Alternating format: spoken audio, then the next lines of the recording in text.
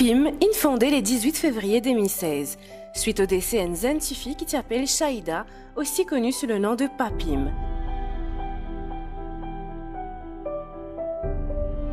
Un groupe jeune il décide de créer l'association avec l'objectif d'amener un changement dans la vie Bandimoun. Ce qui nous retrouve dans PAPIM ce slogan « Sans la vie, à bas de cancer ». PAPIM, en fait, c'est ma cousine. Son réel nom, c'était Shahida. Et à la suite de son décès, elle avait eu un cancer à l'estomac à l'âge de 29 ans. Et à la suite de son décès, on a fondé l'association et on a appelé l'association PAPIM, PAPIM étant son sobriquet à elle. En fait, c'était son décès et la souffrance liée à son décès. C'est tout ce que nous avons enduré à la perte de PAPIM qui nous a fait prendre une prise de conscience à moi et à mes amis, parce que dans l'association, tous les membres exécutifs, on a tous perdu quelqu'un qui était atteint d'un cancer. Donc, à la suite des décès de nos proches, nous avons fondé l'association. Mais l'association s'appelle PAPIM après Shahida, mais en fait, l'association représente tous les êtres chers que nous avons tous perdus.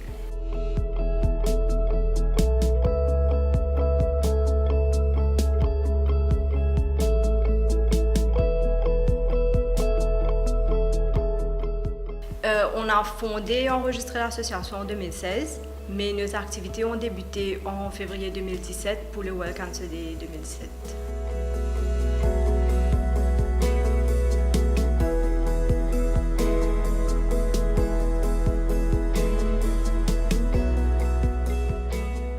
Donc, pour commencer notre première activité pour le World Cancer Day 2017, on avait organisé une marche de sensibilisation à Rosehill, du Plaza à la place Margéo et de retour au Plaza.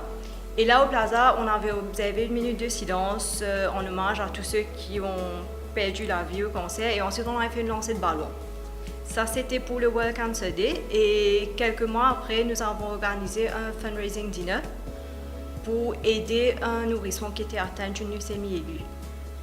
Et ensuite, à la suite de notre fundraising en avril, de juillet à août, pendant 6 semaines, on a organisé un Free Fitness Bootcamp ouvert au public en général.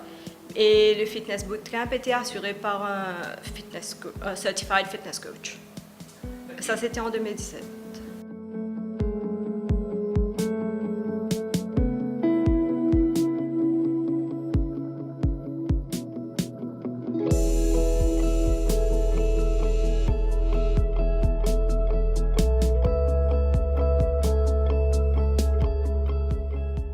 L'objectif de l'association, c'est to raise cancer awareness. Donc, ce qu'on veut, nous, c'est sensibiliser les gens, la société en général, que s'ils emmènent une meilleure hygiène de vie, ils pourraient réduire le risque d'être atteint d'un cancer. Malheureusement, personne d'entre nous n'a le pouvoir d'éviter un cancer, mais on peut au moins diminuer le risque de l'avoir un jour.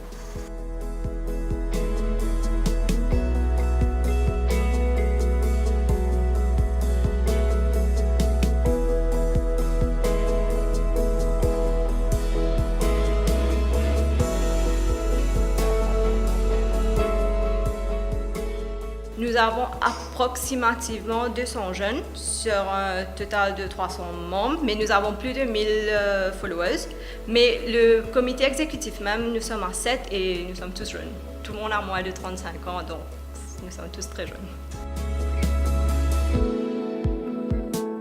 Nous faisons des recherches, mais nous avons aussi eu l'autorisation de l'organisation Cancer Research en Angleterre pour faire usage au fait de tout le research qu'ils font. Donc, nous lisons beaucoup, nous nous documentons beaucoup, nous sommes en contact avec beaucoup d'oncologistes aussi, donc pour apprendre surtout sur la maladie, sur les traitements, sur ce qu'on pourrait faire pour prévenir le cancer.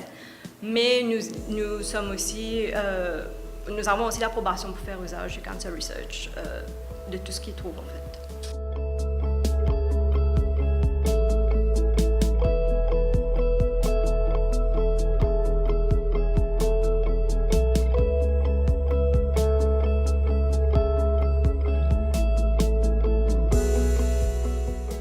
Pour éviter le cancer, en fait, c'est tout ce qui est par rapport à l'hygiène de vie. Donc, faire beaucoup d'exercices, manger sainement, éviter, en fait, pas fumer, pas de cigarettes, un intake très limité d'alcool, mais c'est surtout tout ce que les gens mangent et tout ce qu'ils consomment en fait.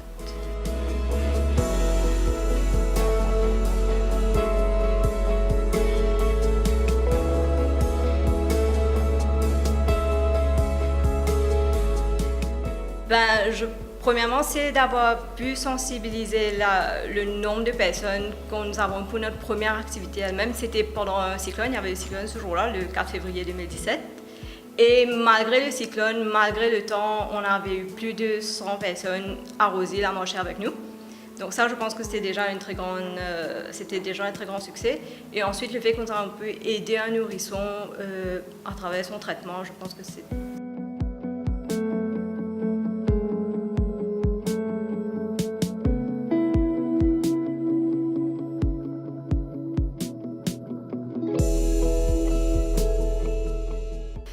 En fait, ce qu'on fait, c'est nous avons, comme je vous ai dit dans le passé, on a organisé un fundraising dinner pour encadrer justement un nourrisson qui était atteint d'une leucémie.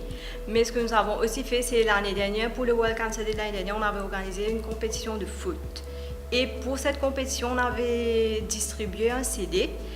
Et là, dans le CD, il y avait le message d'un médecin qui justement expliquait... Durant le message, il expliquait comment faire pour encadrer les personnes qui étaient atteintes d'un cancer. Donc, ce CD a été distribué à tous les participants et nous espérons que donc, chaque participant a montré le CD à toute leur famille, ce qui fait que le message a passé.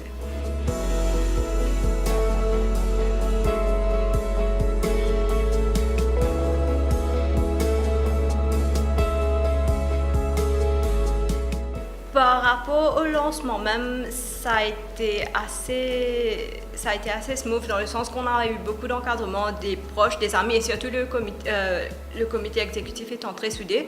Donc ça n'a pas vraiment été un problème, mais par rapport à l'enregistrement de l'association, là ça a pris du temps. Ça nous a pris approximativement 1 an pour faire que l'association soit enregistrée.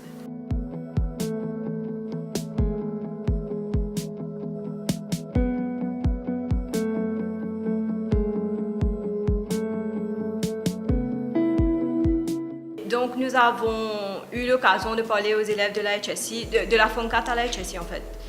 Et nous avons certains d'entre nous, donc certains des membres du comité qui vont dans les collèges et nous expliquons l'importance en fait d'une meilleure hygiène de vie et pourquoi c'est important pour adopter une meilleure hygiène de vie pour prévenir le cancer.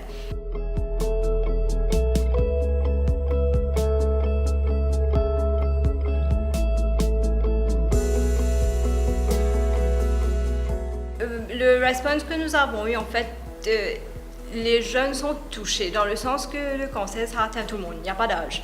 Et je pense que les jeunes ont une prise de conscience et ils réalisent qu'en fait, nous sommes tous à risque et que c'est important en fait, de se conscientiser.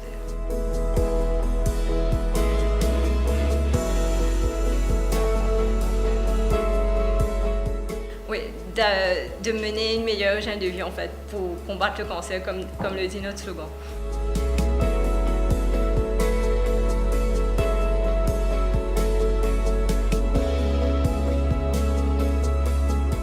Ben, premièrement, quand on commence l'association, déjà, les parties évidentes. Donc, nous épuisons de nous faire nous-mêmes.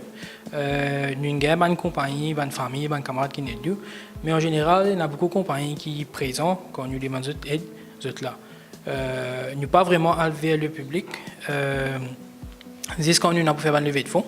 Côté là, bien sûr, le public aide nous. Mais sinon, en général, c'est soit par nous-mêmes, soit une compagnie qui aide nous.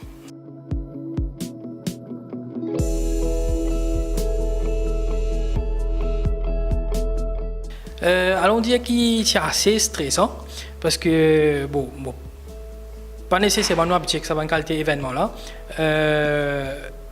Et stressant dans le sens que l'organisation et surtout c'est un cyclone qui se peut approcher et qui le Maurice là. Donc nous faisons un événement, est-ce qu'il peut gagner du monde, est-ce qu'il peut cancel. Donc nous de l'association nous disons bon nous pouvons foncer, nous pouvons aller parce que nous avons un travail pour faire. Cyclone ou pas, nous pouvons continuer à faire notre travail. Donc effectivement, nous faisons et réponse qui est extraordinaire. Nous avons plus qui sont 10 personnes. Quand l'événement là a fini de passer, c'est une grande satisfaction pour dire qu'il y a comme 10 personnes qui sont affectés par le cancer ou qui ont envie de connaître qui business faire mais ils ne pas connaître. Donc nous là pour aider et bien sûr ça suppose sa présence qu'ils ont mis ça là, ben, il compte beaucoup pour nous.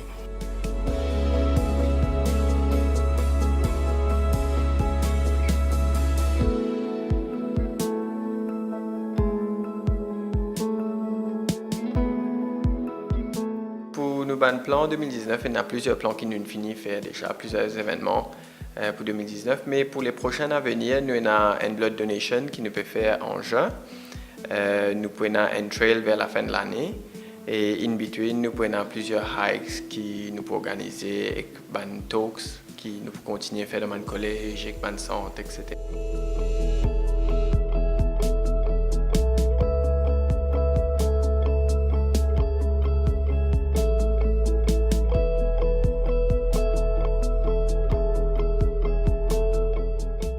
Oui, ban hikes qui nous organisent, bon, nous faisons plusieurs montagnes, nous avons le Côte de Gordes, nous avons le Pouce, nous avons le Monde, nous avons la montagne Signaux, donc montagne Dogué à Port-Louis. Donc nous ban hike, nous allons entre camarades, nous invitons plusieurs gens, nous invitons le public à venir. C'est très intéressant, nous avons beaucoup de gens qui sont contents de hike, et il y a des gens qui peuvent faire pour la première fois, mais je suis bien content par la suite et continue de suivre nous pour tous les autres hikes qu'ils nous font, donc nous pouvons continuer à faire des hikes.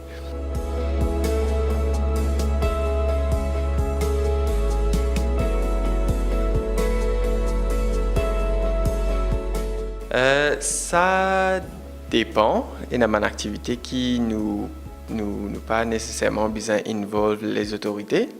Mais généralement, par exemple, si nous pouvons faire la marche qui nous fait pour World Cancer 2017, nous avons besoin l'approbation de la police, nous avons besoin de contacter la municipalité, nous avons besoin de contacter RDA pour mettre des banneuses, etc. Donc oui et non, dans le sens où si nous prenons un hike, nous pouvons mettre nos first aiders avec nous, mais les autorités comme telles, pas nécessairement. Mais pour les autres grosses activités ou événements qui nous font, bien sûr, côté nous pour prendre l'approval, etc., c'est là que nous travaillons avec les autorités, etc.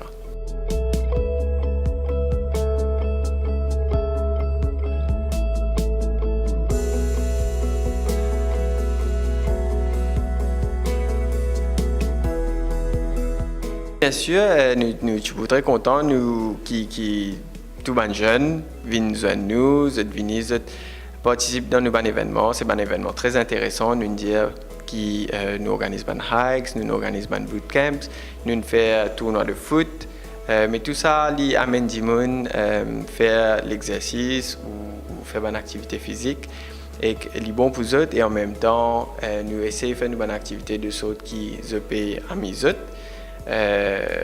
Donc moi j'invite tous les jeunes. Mais quand nous disons ça, c'est pas une activité aussi, n'est pas restricted pour les jeunes.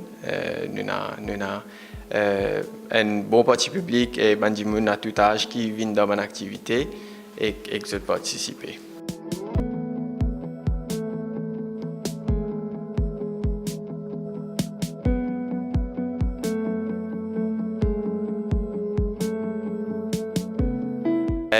Bon, nous dire que nous restons, c'est que nous devons essayer de diminuer nos risques contre le cancer et que pour faire ça, nous devons changer nos manières de vivre, changer nos manières de manger et faire plus d'activités physiques.